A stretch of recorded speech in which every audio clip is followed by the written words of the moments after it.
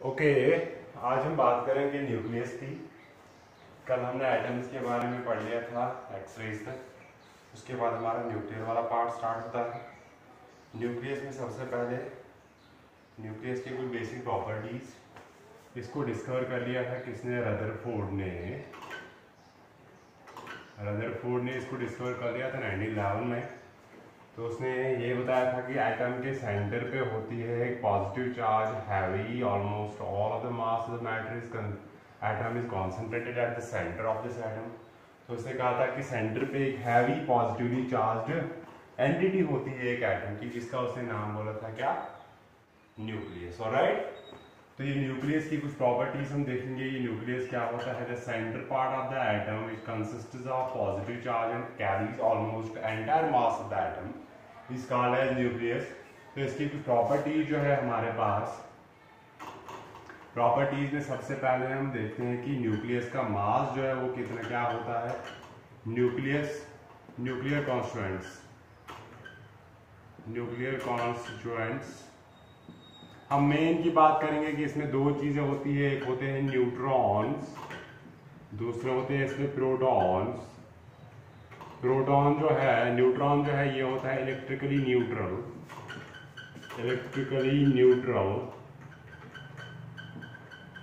और प्रोटॉन जो है ये होता है क्या? Positively charge.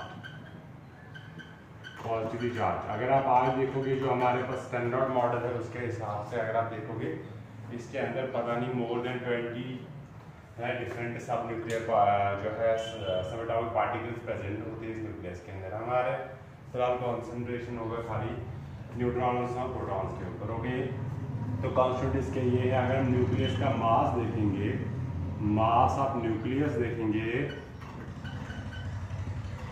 न्यूक्लियस, मान लो इसमें n जो है ये है number of neutrons.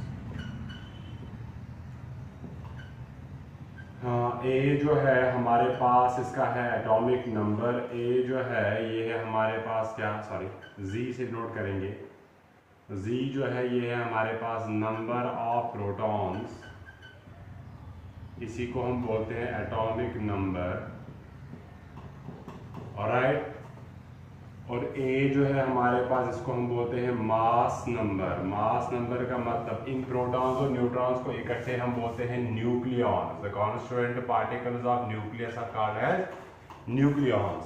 Mass number क्या होता है? Number of nucleons basically.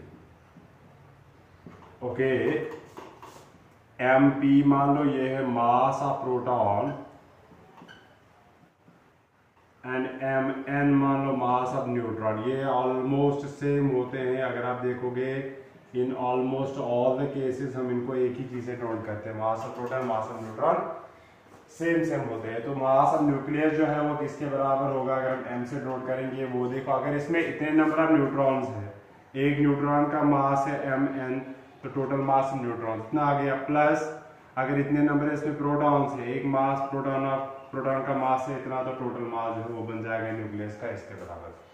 Friends, बहुत जगहों पे हम क्या ट्रीट करते हैं कि मास of proton and neutron equal है, तो हम लिखते हैं कि ये मास जो है सीधा किसके बराबर है? A into mass of proton लिख लो, या लिख लो A into mass of neutron, क्योंकि A is the total number of nucleons, mass of proton and neutron same है, तो आप लिख सकते हो ऐसे A मास ऑफ प्रोटॉन या A mass of neutron. A is the number of nucleons, that is mass number. All right, that is the mass of this, and you know the value of the mass of proton जो है वो कितना होता है? mass of neutron that is in the range of 10 power minus 27 kg के range में होता है। ये mass of proton या न्यूट्रॉन जो है ये होता है 10 power minus 27 kg के रेंज में। all right, it is 10 power 6 times more than the mass of an electron. okay, तो ये हमारे पास एटम का ये जो न्यूक्लियस का मास है। मास के बाद हम देखते हैं कि इस न्यूक्लियस का जो है, इसकी चार्ज जो है, चार्ज ऑफ न्यूक्लियस जो है न्यूक्लियस होता है electrically positive. Nucleus is electrically positive. Electrically ये क्या होता है? पॉजिटिव। पॉजिटिव मतलब क्या हो गया? क्योंकि इसके अंदर दो चीजें हैं, न्यूट्रॉन्स और प्रोटॉन्स, जिनकी चार्ज तो जीरो है। ये जो है ये है पॉजिटिव चार्ज, तो टोटल पॉजिटिव चार्ज जो है वो क्या होगी? Positive. And you know the charge of proton जो है वो कितनी है 1.6 10 power minus 19 coulomb with a positive sign. Okay, या इसको इसको आप पढ़ते हो प्लस ई पढ़ते हो इसको, तो प्लस से नोट करेंगे, plus e is charge this proton. So total charge कितनी होगी इसकी, total charge of proton nucleus, total charge जो है वो कितनी होगी, that will be equal atomic number into this with a positive sign. Okay, क्योंकि जी इतने नंबर ऑफ प्रोटॉन से एक प्रोटॉन की चार्ज इतनी है, टोटल चार्ज जो है वो आएगी जी इनटू ई। ओके, अच्छा इसके बाद हमारे पास नेक्स्ट जो है वो है न्यूक्लियस का साइज। साइज ऑफ न्यूक्लियस जो है किसी भी एटॉमिक नंबर वाले न्यूक्लियस का जो साइज है वो हम लिखते हैं एक रिलेशन से कि radius that is size of nucleus की हम बात कर रहे हैं। Size of nucleus, size of nucleus में हम radius of any nuclear is given by R naught A raised power 1/3। ये जो ए आपको पता है ये क्या है, मास नंबर जो है, मास नंबर आर नॉट एक कांस्टेंट है, इसका वैल्यू है 1.2 फर्मी या 1.2 इंटू 10 पावर माइनस 15 मीटर। और आर जो है ये क्या है, ये है radius of A nucleus, radius of nucleus, any nucleus जिसका जो है मास नंबर क्या है ए के बराबर। ओके, तो इस तरह हम क्या लिखते हैं, साइज ऑफ न्यूक्लियस। राइट, और ये साइज ऑफ न्यूक्लियस जो है ये फर्मीज में मेजर किया जाता है, बहुत स्मॉल है, हेनरी को फर्मी के नाम पे यूनिट रखा है इनका फर्मी, तो उस बेस पे रखा जाता है ये, ठीक है कि नहीं। और अगर आप देखोगे जो न्यूक्लियस है, न्यूक्लियस जो होता है it is around 10,000 times lesser than the size of atom. Atom के साइज से इतना छोटा होता है, मतलब कि या समटाइम्स मोर देन दिस। अगर आप एटम का साइज देखोगे 10 पावर माइनस 10 के रेंज में मेजर किया जाता है, अगर आप देखोगे न्यूक्लियस का 10 पावर माइनस 15 में मेजर किया जाता है। So what is the difference between them, 10 power 5 की डिफरेंस है, 1 2 3 4 5, राइट, इस तरह 1 लाख और 10,000 टू 1 लाख के बीच में होता है। तो मतलब क्या है कि अगर आप एक न्यूक्लियस, अगर एक 1 मीटर का रेडियस का न्यूक्लियस होगा हमारे पास 1 मीटर रेडियस का, तो एटम का जो पहला शेल है वो कितना होगा 1 लाख मीटर दूर। ओके, 1 लाख मीटर मतलब कितना हो गया, 100 किलोमीटर दूर होगा पहला इलेक्ट्रॉन। इतनी डिस्टेंस होती है किसमें, न्यूक्लियस और एटम के शेल्स के बीच में। तो that is the size of nucleus, इतना छोटा होता है ये न्यूक्लियस का साइज। नेक्स्ट है, इसी रिलेशन के साथ हम बात करेंगे density of nucleus. Density of nucleus अगर हम देखेंगे, डेंसिटी ऑफ न्यूक्लियस अगर हम देखेंगे, डेंसिटी आपको पता है किसके बराबर होता है, मास अपॉन वॉल्यूम। मास जो है न्यूक्लियस का यहाँ पे हम किससे नोट करेंगे, कैपिटल एम से, वॉल्यूम नोट करेंगे बी से, मान लो। ओके, तो पहले हम देखेंगे इसका वॉल्यूम। वॉल्यूम ये ऑलमोस्ट स्फेरिकल होता है, ये तो 4/3 पाई इंटू आर क्यूब के बराबर। ऑलराइट, बट आपको पता है आर का वैल्यू, बट जो हमारे पास आर है वो किसके बराबर है, आर नॉट ए पावर 1/3। तो हम लिख सकते हैं देयरफॉर वॉल्यूम का वैल्यू आएगा 4/3 पाई इंटू आर के बदले में ये डालेंगे आर नॉट का क्यूब, ए पावर 1/3 का क्यूब करेंगे तो बनेगा ये बन गया वॉल्यूम। अब मास लिखेंगे, मास जो होगा, मास होता है कितना नंबर ऑफ, कितने नंबर ऑफ टोटल न्यूक्लियॉन्स है ए, और हर किसी का मास कितना है, mass of proton into mass of या मास ऑफ न्यूट्रॉन, क्योंकि ऑलमोस्ट सेम होते हैं। तो ये वैल्यू यहाँ पे डालोगे, देयरफॉर हमारे पास डेंसिटी बन जाएगी किसके बराबर, mass that is A into mp divided by density is 4/3, volume is 4/3 pi into r naught cube into A. This A and A goes, so we get density of nucleus is given by, ये ऊपर जाएगा, it is 3 mass of proton या mass of neutron divided by 4 pi r naught का cube। अगर आप देखोगे ध्यान से, कांस्टेंट कांस्टेंट कांस्टेंट कांस्टेंट, ये तो डेंसिटी जो है न्यूक्लियस की ये क्या होती है, ये कांस्टेंट होती है, इसका वैल्यू फिक्स होता है। Alright, it is independent of the atomic mass, alright, sorry nuclear mass. So that is the density of the nucleus. Alright, और ये डेंसिटी जो है ये किस रेंज में आती है, it's in the range of 10 power, अगर आप इसको सिंप्लीफाई करोगे it is in the range of 10 power 17 kg पर मीटर क्यूब के रेंज में, पर मीटर क्यूब। इतनी ज्यादा डेंसिटी होती है न्यूक्लियस की, इतने क्लोज होते हैं, कंपैक्ट होता है न्यूक्लियस, इतने क्लोज होते हैं इसके constant particles. Alright, so that is, these are some basic properties of nucleus. Alright, तो इसमें और कुछ इंपॉर्टेंट चीजें हैं छोटी छोटी, जो अगर आप देखना है कि अगर आपके पास एटॉमिक नंबर दिया है, मास नंबर दिया है, तो आप different number of proton neutron कैसे फाइंड करोगे। सी ए जो है that is atomic mass number है ये हमारे पास।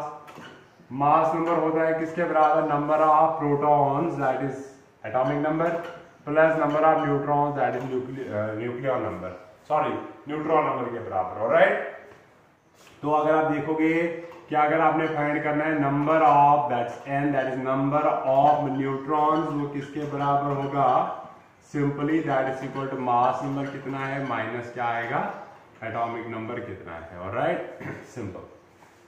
ऑलराइट, तो इसके अलावा हम पढ़ेंगे कुछ classification of nucleus, classification of nuclei, classification of nuclei.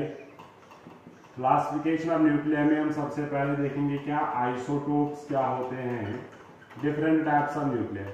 Isotopes क्या होते हैं, ये ऐसे न्यूक्लियाई होते हैं जिनका एटॉमिक नंबर सेम होता है मगर मास नंबर क्या होता है डिफरेंट। इनका क्या होता है, same atomic number but different mass number, different mass number. Alright, ठीक है। इनके लिए क्या होगा, Z जो है, मान लो आपके पास एक न्यूक्लियस है P, एक न्यूक्लियस है आपके पास, दूसरा है Q। Okay, atomic number that is Z of this will be equal to Z of this.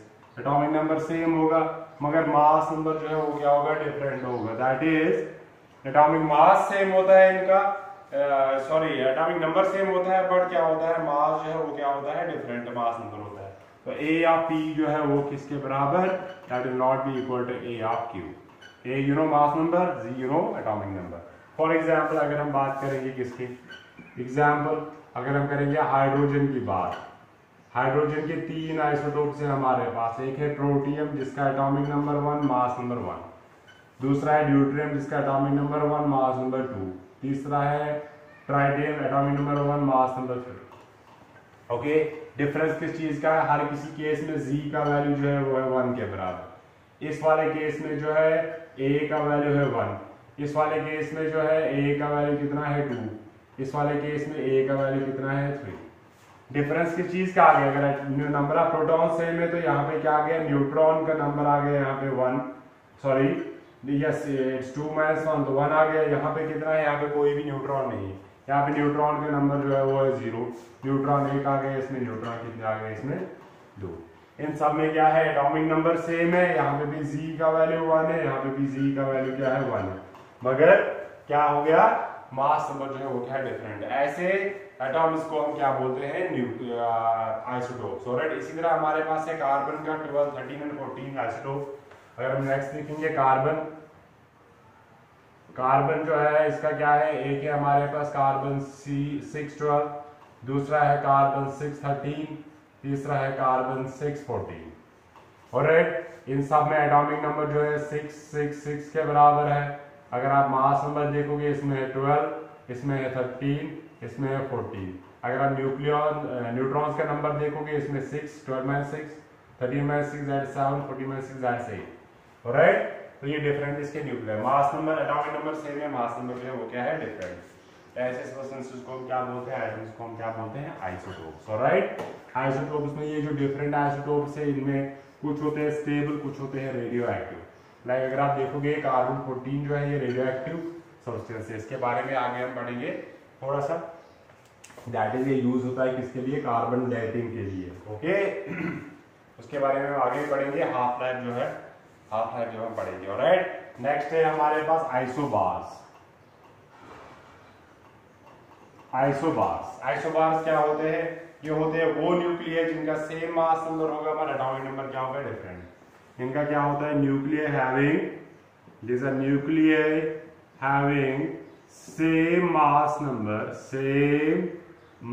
Number but different atomic number, different atomic number. मतलब क्या है कि अगर आपके पास दो एटम्स है, दो न्यूक्लियर है P एंड Q, ऑलराइट, इसका जो है एटॉमिक नंबर है Zp, इसका जो एटॉमिक नंबर है Zq, इसका जो मास नंबर है क्या है AP इसका मास नंबर है AQ। इन दोनों केसेस में क्या होता है, मास नंबर सेम होता है, that's AP equals AQ, but जो है एटॉमिक नंबर जो है वो डिफरेंट होता है। ऑलराइट, ऐसे सब्सटेंसेस, ऐसे एटम्स या ऐसे न्यूक्लियर को हम बोलते हैं आइसोबार्स। क्या बोलते हैं? फॉर एग्जांपल हीलियम, हाइड्रोजन का अगर हम देखेंगे एग्जांपल्स ऑफ आइसोबार्स, हाइड्रोजन का ट्राइटियम और हीलियम का ये वाला आइसोटोप। अगर आप देखोगे इसमें एटॉमिक नंबर जो है ये है 1, इसमें जो एटॉमिक नंबर है वो है किसके बराबर, इसका जो मास नंबर है वो 3 के बराबर, इसका जो मास नंबर है वो क्या है 3 के बराबर। ओके, तो डिफरेंस किस चीज का आ जाता है इनमें? अगर आप देखोगे इसमें number of neutrons that is 3 - 1 2 के बराबर, इसमें नंबर ऑफ न्यूट्रॉन्स देखोगे वो किसके बराबर है 3 - 2 that is 1। So due to the difference in the number of neutrons जो है इनका मास नंबर जो है सेम होता है, मगर एटॉमिक नंबर जो है वो क्या होता है डिफरेंट। ऐसे एटम्स को हम क्या बोलते हैं आइसोबार। इसी तरह कार्बन 14 है, नाइट्रोजन 14 जो है, another example is carbon 614 and nitrogen 714। दोनों में क्या है एटॉमिक नंबर जो है देखो डिफरेंट है और मास नंबर जो है वो क्या है सेम है। ऐसे सब्सटेंस को हम बोलते हैं आइसोबार्स। ऑलराइट, नेक्स्ट इज हमारे पास क्या है, आइसोबार्स के बाद हमारे पास है आइसोटोन्स। आइसोटोन्स में सिंपली क्या होता है, नंबर ऑफ न्यूट्रॉन्स जो है वो सेम होते हैं। आइसोटोन्स में क्या होता है, अगर आप देखोगे आइसोटोन्स ऐसे सब्सटेंसेस होते हैं जिनमें क्या होता है have same number of neutrons. Neutron number इनका क्या होता है सेम। न्यूट्रॉन आपको पता है कैसे लिखते हैं, A - Z, जिनका A - Z का वैल्यू सेम होगा उनको हम क्या बोलते हैं आइसोटोन्स बोलते हैं। For example carbon 614, for example हमारे पास है कार्बन 614 एंड ऑक्सीजन 816। ऑलराइट, इसका जो है Z जो है वो है किसके बराबर 6 के बराबर। ऑलराइट, और A जो है वो किसके बराबर है 14। इसका जो है Z किसके बराबर 6 और A जो है वो किसके बराबर है 16, और sorry it's 8, sorry this is 8। अगर आप देखोगे नंबर ऑफ न्यूट्रॉन्स दोनों केसेस में that is A - Z।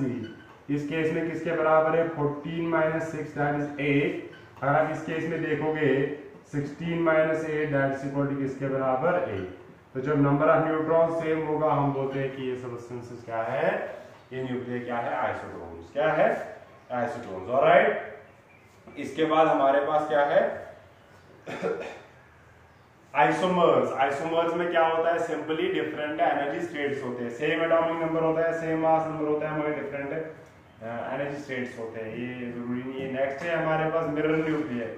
Mirror nuclear क्या होता है, जिनमें क्या होता है सेम मास नंबर होता है, मगर प्रोटॉन एंड न्यूट्रॉन जो है अगर हम इंटरचेंज करेंगे, प्रोटॉन्स एंड न्यूट्रॉन जो है वो इंटरचेंज होते हैं। ओके, फॉर एग्जांपल ये वाला इंपॉर्टेंट है, थोड़ा सा क्या थोड़ा इंटरेस्टिंग है ये आइसोमर्स। आपको पता है क्या होता है, ये एनर्जी स्टेट के डिफरेंट होते हैं, पर जो आप केमिस्ट्री में पढ़ते हो ज्यादातर। मिरर न्यूक्लियर हमारे पास है नेक्स्ट क्लासिफिकेशन में, मिरर न्यूक्लियर। मिरर न्यूक्लियर में क्या होता है हमारे पास, इनमें क्या होता है सेम एटॉमिक नंबर होता है, सेम मास, इनमें होता है same mass number, same mass number होता है इनके अंदर, सेम मास नंबर, बट इनमें क्या होता है neutrons and protons are interchange. Neutrons and protons are interchange. Interchange मतलब उनका नंबर जो है वो अलग अलग होता है, मतलब इंटरचेंज। अगर वन एक में है 1 प्रोटॉन 2 न्यूट्रॉन, दूसरे में होगा 2 proton 1 neutron. For example carbon 13 और नाइट्रोजन 13 की बात करेंगे हम, कार्बन 613 नाइट्रोजन 713 की बात करेंगे। ध्यान से देखिएगा कि इसमें जो है एटॉमिक नंबर है 6, दैट नंबर ऑफ प्रोटॉन 6 है, इसमें नंबर ऑफ प्रोटॉन है 7, इसमें मास नंबर है 13, इसमें मास नंबर है 30। देखो मास नंबर सेम है।